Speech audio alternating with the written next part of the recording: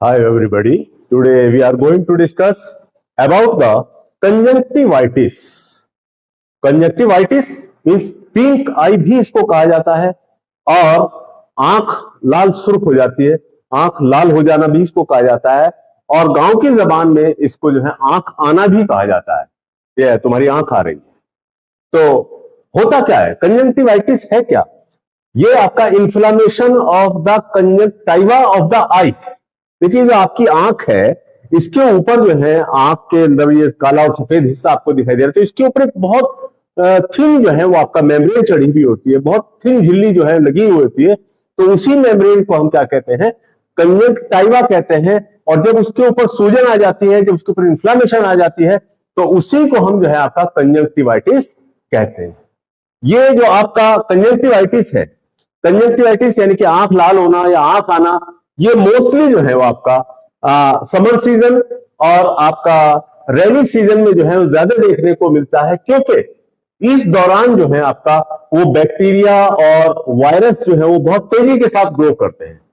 और इसके साथ साथ जो है एनवायरमेंट के अंदर, वातावरण के अंदर जो है वो आपका बहुत सारे पॉलन्स, डस्ट वगैरह जो है, क्योंकि फसलें वगैरह कटती हैं तो गर्मी की वजह से जो उसके पॉलन्स वगैरह होते हैं, उसकी धूल मिट्टी होती है, वो एनवायरमेंट में तैरते रहते हैं और वो आंखों वगैरह में आपका चले जाते हैं। तो उसकी वजह से जो है मोस्ट केसेस जो है वो आपका सीजनल कंजंक्टिवाइटिस के देखने को मिलते हैं। यानी कि किस सीजन में, खासतौर से मार्च से अक्टूबर तक, मार्च से अक्टूबर के दरमियान जो है वो इस तरह की परेशानी जो है वो, अगर वो सीजनल है तो देखने को जो है वो बहुत ज्यादा मिलती है, जिनकी वजह से क्या होता है कि आंखों के अंदर एलर्जी पैदा हो जाती है। इंसान जो है वो आई रब भी करता है, आंखों को रगड़ता है, तो उसकी वजह से वो आंख लाल हो जाया करती है। तो वो ओल्ड पर्सन के अंदर देखिए एस्थमा भी एसोसिएट हो सकता है, एस्थमा भी एसोसिएट होगा, क्योंकि वो भी एक एलर्जी कंडीशन है। तो उस सूरत में भी कभी कभी इस तरह के केसेस देखने को मिल जाते हैं। अब आता है कॉजेज ऑफ कंजंक्टिवाइटिस।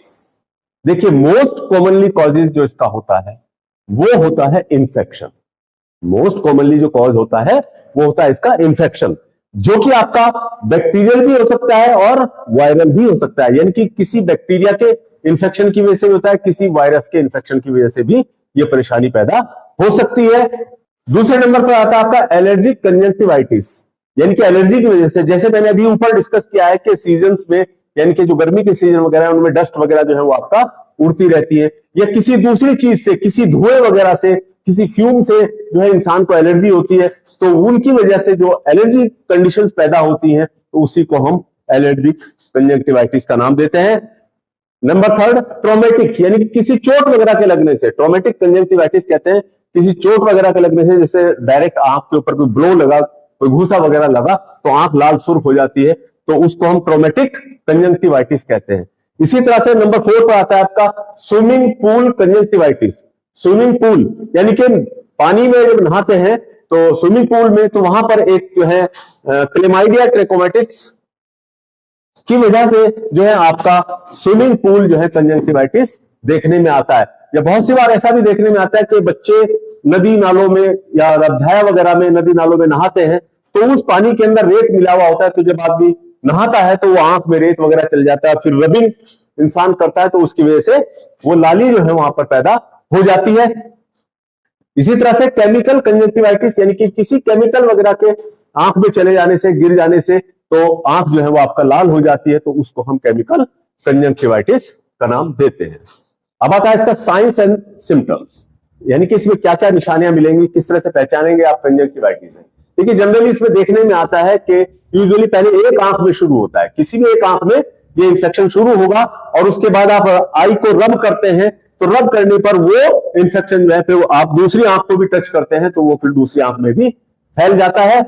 इसके और दूसरे जो आपका सिम्टम्स है वो क्या है, आपका आंख लाल हो जाती है, रेडनेस ऑफ द आई, आंखें जो है आपका क्या होते हैं, लाल हो जाती है। इरिटेशन, आंखों के अंदर जो है वो इरिटेशन होता है और आंखों में ऐसा लगता है जैसे कुछ गड़ा हुआ हो, धूल मिट्टी भरी हुई हो, तो आप जो है रब करते हैं इसी वजह से। सेंसिटिविटी टू लाइट, रोशनी की तरफ को देखते हुए बहुत दिक्कत होती है, सूरज की रोशनी की तरफ हो या रात में जो घर में लाइट होती है उसकी तरफ देखने से भी बहुत दिक्कत महसूस होती है। इनके sensitivity to light. Watery discharge, आंख से पानी चलता रहता है, आंख से पानी चलता रहता है। और कभी कभी देखने में आया कि ओकेजनली प्यूरुलेंट, यानी कि वहां पर पस जैसा पीले से कलर का जो है वो सब्सटेंस जो है वो रिलीज होता है, यानी कि आंख से पस या मवाद जैसी चीज जो है वो आपका रिश्ती हुई दिखाई देती है, जिसकी वजह से आपकी पलकें जो है वो आपका चिपक जाती है, पलकें जो है वो आपका चिपक जाती है। Next, patient desire to rubbing, patient जो है वो बार बार उसको आंखों को रगड़ने की इच्छा होती है, बार बार वो रगड़ता है। और पेशेंट जो है कोशिश, मतलब उसको ये भी इच्छा होती है, ये भी मन करता है कि आंख बंद करके लेटा रहे, तो आई क्लोज करके लेटा रहे। ग्लिटरिंग सेंसेशन, यानी कि आंखों के अंदर कुछ ऐसा लगता है जैसे कुछ गड़ गया हो, गड़न सी महसूस होती है, जैसे कुछ भर गया हो आंख के अंदर, कोई रेत वगैरह इस तरह का महसूस होता है। मे एडहर्स इन द आईलिड्स, यानी कि आईलिड्स जो है, आईलैशेस जो होती है, आंखों की पलकें जो है आपस में उस म्यूकुलेट सिक्रेशन की वजह से वो जो है आपका चिपक जाती है। प्यूरेंट येलोइश कलर, जो प्यूरेंट निकलता है, जो पस जैसी चीज निकलती है, वो आपका येलोइश कलर जो है वो देखने में जनरली आता है। ओकेजनली आईलैशेस इन्फ्लाम्ड, कभी कभी देखते हैं जो कि बार बार रब करते रहते हैं, रब करने से क्या होगा कि आईलिड्स के ऊपर जो है आपका इन्फ्लामेशन आ जाती है, तो है कोई भी लुब्रिकेंट आई ड्रॉप्स जो है हम इस्तेमाल कर सकते हैं। प्रिकॉशंस इसमें देखिए हमें क्या करना चाहिए, देखिए प्रिकॉशंस यानी कि सावधानी क्या क्या रखें, तो इसमें सबसे पहली चीज है कि अवॉइड रबिंग, आंख को बार बार ना रगड़े, आंख को बार बार ना रगड़े। Number 2, clean eyes with tissue papers, आंखों को जो है आप मोस्टली आंखों को साफ करने के लिए, क्लीन करने के लिए बार बार पानी आ रहा है तो वहां पर टिश्यू पेपर का इस्तेमाल करें और उसको यानी कि यूज एंड थ्रो, उसको साफ किया और फेंक दिया, क्योंकि कपड़ा अगर आप बार बार लेंगे तो इन्फेक्शन जो है बजाय रुकने के और ज्यादा फैलता जाएगा। कोई रुमाल वगैरह आपकी जेब में है, आप बार बार उसको टच करते हैं, पहले एक आंख में फिर दूसरी में, तो वो इन्फेक्शन जो है फैलता चला जाता है। तो इसलिए टिश्यू पेपर का इस्तेमाल करें ताकि उसको यूज किया और फेंक दिया। Next, don't touch anything unnecessarily, यानी कि घर में रखी हुई चीजों को बिना वजह खामखां छूने की कोशिश ना करें, क्योंकि अगर आप उनको छुएंगे फिर उस पर जो है वो बैक्टीरिया, वायरस, जो भी इन्फेक्शन हुआ है वो उसके ऊपर लगेगा और फिर दूसरा इंसान आकर उसको छुएगा और उसको छूने से फिर वो भी इंफेक्टेड हो जाएगा, उसको भी ये परेशानी पैदा हो जाएगी।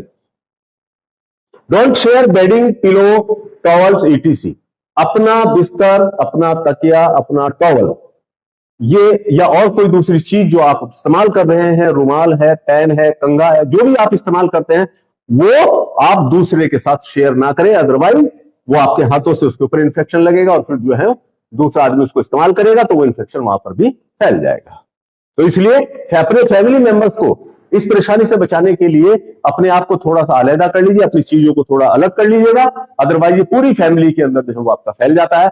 अवॉइड टू शेक हैंड्स, कोई इंसान आ रहा है तो बार बार जो है उससे हाथ मिलाने की कोशिश मत करिए, वही बात है कि वो अपने से दूसरे में स्प्रेड हो जाएगा। Don't use continuously over the counter medication, देखिए जनरली क्या होता है कि आंख दुखने आती है तो मेडिकल स्टोर पर जाते हैं, कोई भी ओवर द काउंटर मेडिसिन जो है, कोई भी आंखों में डालने की मेडिसिन जो है ले लेते हैं, तो वहां जाकर कोई भी मेडिसिन जो है आप ले लेते हैं, ओवर द काउंटर मेडिसिन उनको कहा जाता है जो आप डायरेक्ट मेडिकल स्टोर से जाकर खरीद लेते हैं। तो ऐसे बार बार जो है दवाइयां इस्तेमाल ना करें, लंबे समय तक इस्तेमाल ना करें, क्योंकि उनके अंदर स्टेरॉइड होता है, जनरली स्टेरॉइड जो है वो आपका दे देते हैं और उस सूरत में स्टेरॉइड के लंबे इस्तेमाल करने से दूसरी नई परेशानियां पैदा हो सकती हैं, जैसे ग्लूकोमा या जो है कैटरेक्ट जैसी कंडीशन जो है वो आपका, यानी कि आंखों में मोतियाबिंद या ग्लूकोमा जो है जैसी कंडीशन जो है वो आपका लंबे समय तक अगर आप उसको इस्तेमाल कर रहे हैं, उसके अंदर स्टेरॉइड होता है, तो ये इस तरह के नुकसान उसके अंदर हो सकते हैं।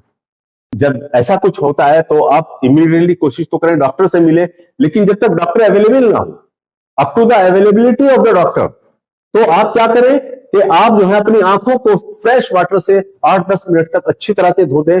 आइस पैक्स वगैरह, आइस जो फ्रिज में रखा हो तो उसके हल्की हल्की जो है वो सिकाई कर दें, यानी कि आंखों को ठंडक पहुंचा दें, तो उससे काफी हद तक जो है वो रिलीफ मिल जाएगा। उसके बाद आप अपने डॉक्टर से जाके कंसल्ट कर सकते हैं।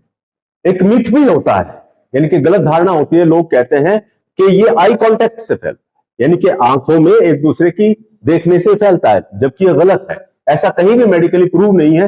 तो ये आंखों में देखने से किसी के एक दूसरे से नहीं फैलता है, बल्कि फैलता है किससे, यानी कि जो वायरस या इंफेक्शन वगैरह वहां पर है या बैक्टीरियल इंफेक्शन वगैरह वहां पर है, तो हाथ वगैरह मिलाने से जिस आदमी को हुआ है तो दूसरे आदमी को फिर वो फैल सकता है, न कि आई कांटेक्ट से। आई कांटेक्ट से बिल्कुल नहीं फैलता है। आपने देखा होगा जनरली ब्लैक गोगल्स जो है वो लगाते हैं, काला चश्मा लगाते हैं। तो यही इसीलिए कहते हैं कि लोग कहना एक दूसरे से आंख मत मिलाइए। तो लेकिन ये आंख मत मिलाइए, इससे कुछ नहीं होता है, आंखों के कांटेक्ट से कुछ नहीं होता है, बल्कि काला चश्मा जब पहनते हैं तो उससे ये होता है कि बार बार आंखों पर हाथ नहीं जाता है। आंखों को बाहर की धूप से ठंडक मिलती है, तो इसलिए आंखों पर बार बार ठंडक, मतलब कहने का कि हाथ नहीं जाएगा तो दूसरा आदमी फिर इन्फेक्टेड भी नहीं होगा। तो इसलिए काला चश्मा पहन लेते हैं ताकि जो है मौसम वो ठंडा सा महसूस दे। ट्रीटमेंट, देखिए ट्रीटमेंट में एक लफ्ज है कि ट्रीट द कॉज, वजह का इलाज करिए। क्योंकि अभी मैंने आपको बताया कि बहुत सारी वजूहात से, बहुत सारे कॉजेज जो इसके होते हैं, जैसे आपका बैक्टीरियल इन्फेक्शन या वायरल इन्फेक्शन या ट्रॉमेटिक चोट वगैरह लगना, स्विमिंग पूल वगैरह में नहाना, रेतले पानी में नहाना, केमिकल वगैरह में नहाना, तो इसलिए ट्रीट द कॉज। लेकिन आप जो है इसका खुद इलाज करने की कोशिश ना करें, बल्कि इमीडिएट डॉक्टर से कांटेक्ट करें। फिर डॉक्टर जो सजेस्ट करे वो ही आप इस्तेमाल करें। लेकिन अब जब तक डॉक्टर अवेलेबल नहीं है तो आप जो है सबसे पहला काम तो है आप अपनी आंखों को ताजा पानी से अच्छी तरह से वॉश करें। दूसरे, आंख जो है आप अपने बर्फ वगैरह से सिकाई उसकी कर सकते हैं ताकि आंखों को ठंडक मिले। अगर एलर्जी है तो वहां पर आपका एंटी एलर्जिक या एंटी हिस्टामिनिक ड्रॉप्स जो है वो आपका इस्तेमाल की जा सकती हैं। और अगर आपको इमीडिएट रिलीफ चाहिए तो इमीडिएट रिलीफ के लिए कभी कभी, हमेशा नहीं, लंबे समय तक नहीं, स्टेरॉइड आई ड्रॉप का भी इस्तेमाल कर सकते हैं, लेकिन बहुत थोड़े वक्त के लिए। फिर आप अपने डॉक्टर से कंसल्ट कर लिए, डॉक्टर फिर आपको एंटीबायोटिक दे या कुछ भी दे।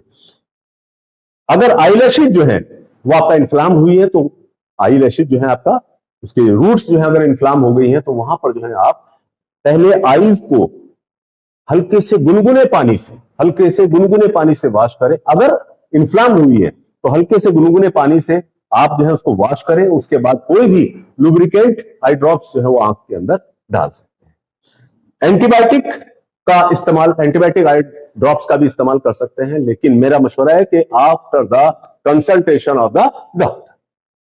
आयुर्वेदिक मेडिसिन, आयुर्वेदिक आई ड्रॉप अगर आप इस्तेमाल करना चाहें तो हिमालय कंपनी की एक ऑप्था केयर आई ड्रॉप आती है, ऑप्था केयर आई ड्रॉप, उसकी 2-2 बूंद जो है वो दिन में 3 बार आप इस्तेमाल करें तो इससे रिलीफ मिल जाएगा। If you believe in homeopathic medicine, अगर आप होम्योपैथिक में यकीन करते हैं तो as per homeopathic expert बेक्सन company की एक यूफ्रेसिया 30 नाम से मेडिसिन आती है, यानी कि आई ड्रॉप आती है, उसको आप दिन में 2-2 ड्रॉप जो है दिन में 3 बार जो है इस्तेमाल कर सकते हैं, तो उससे भी आपकी आंखों को रिलीफ मिल जाएगा। तो ये था हमारा आज का लेक्चर, कंजंक्टिवाइटिस, आंख आना या आंख लाल होना या पिंक आई। अगर इसमें से कोई बात समझ में नहीं आए तो आप हमारे कमेंट बॉक्स में डाल सकते हैं, और अगर आपको ये वीडियो पसंद आया हो तो लाइक, शेयर, सब्सक्राइब जरूर कीजिए। थैंक्स।